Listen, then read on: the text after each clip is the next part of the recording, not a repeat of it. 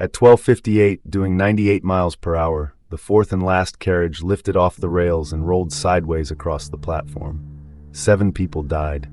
76 were injured. But the real horror lay not in the crash itself. It lay in what came before it, and who knew about it, and what they chose to do. The train was a Class 365 electric multiple unit. 4 carriages of ordinary commuter stock running on an ordinary May afternoon. The first 3 carriages stayed on the track and came to rest 400 meters north of the station. But the rear bogie of the 3rd carriage had already failed by then.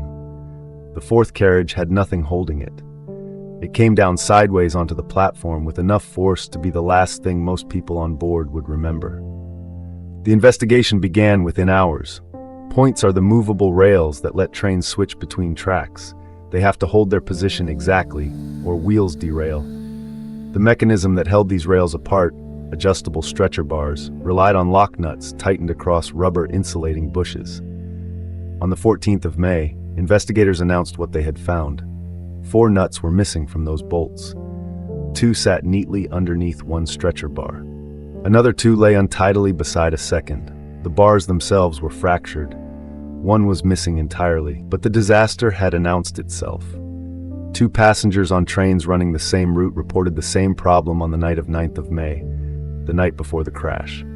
They described rough rides, bone-rattling vibrations, the kind of thing commuters notice and report to staff because something feels wrong. 3 separate accounts of the same concern reached track management.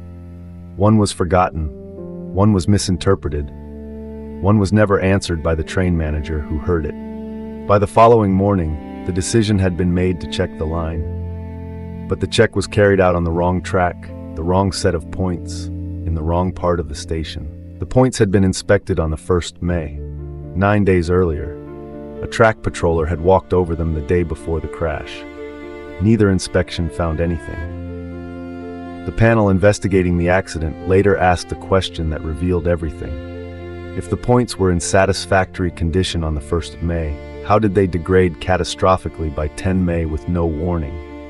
The answer was either incomplete inspection from the start or deterioration so rapid it should have been spotted. Both pointed to the same source. The inspection was superficial, and the staff conducting it did not understand what they were looking at. The Health and Safety Executive's investigation expanded beyond points 2182A. This was not an isolated failure. This was systemic. The stretcher bars and their bolts were designed to withstand vibration, but heavy and constant vibrations caused them to oscillate until the nuts simply fell off. This was a known mechanical problem. It had never been solved. Because the railway industry had never written a standard procedure for assembling or maintaining these components. Staff had received no training.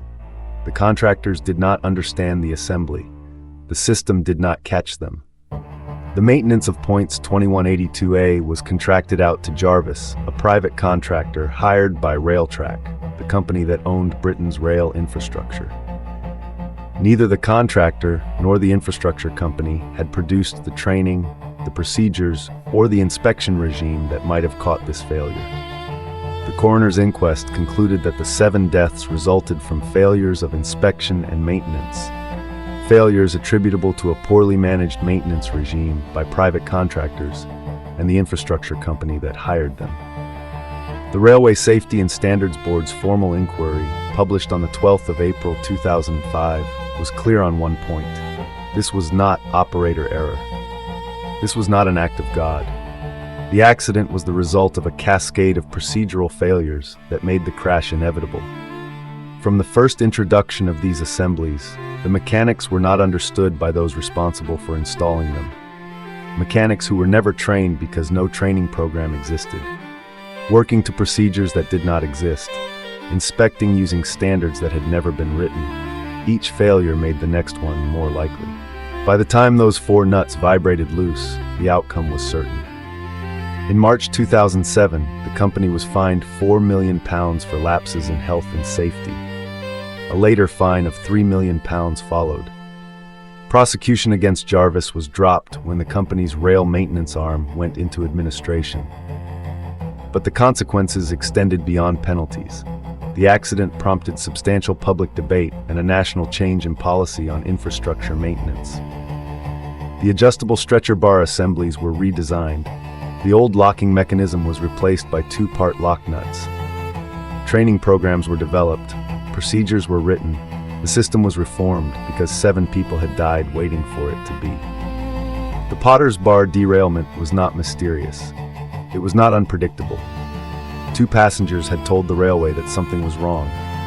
They were ignored. The track had been checked on the wrong line. The components had been inspected by staff who did not understand them. The whole structure of maintenance, procedure, training, and oversight had been outsourced and allowed to fail.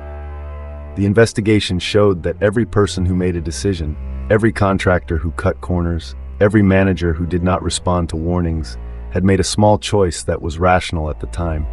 It was only together that those choices added up to 7 deaths. That is the real story of Potter's Bar. Not a moment, a system.